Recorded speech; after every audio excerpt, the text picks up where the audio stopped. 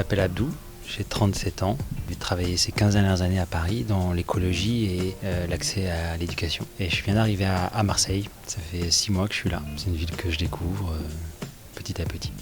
Je m'appelle Aziza, je suis cuisinière. Pour moi, la cuisine, c'est la continuité de ce que ma mère m'a transmis. C'est un métier, mais avant tout, c'est une passion aussi. Aziza a décidé de faire un tagine au coin. Et c'est vrai que c'était le tagine que faisaient les mamans nord-africaines. Alors je sais pas si c'est... je pense que c'est que le Maroc. Les mamans, en tout cas nos mamans à nous, faisaient ce tagine au coin qui est un peu particulier. Et elles faisaient toujours effectivement à cette période de la rentrée.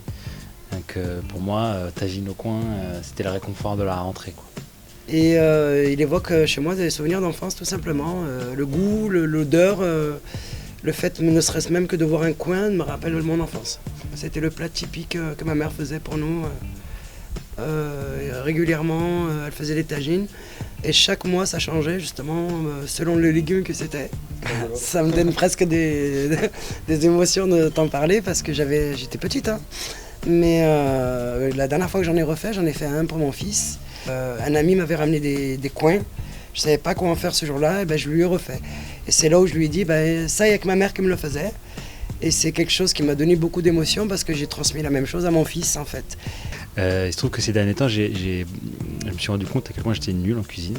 Donc du coup, dès que j'ai l'occasion de couper des légumes, le fait de faire 2 sessions, l'avantage en fait, c'est que ça permet de voir si on a progressé.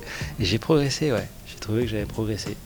Pour moi, c'est important de travailler ne serait-ce qu'avec les producteurs du coin et ceux qui se battent en fait, pour que leurs légumes aient une histoire.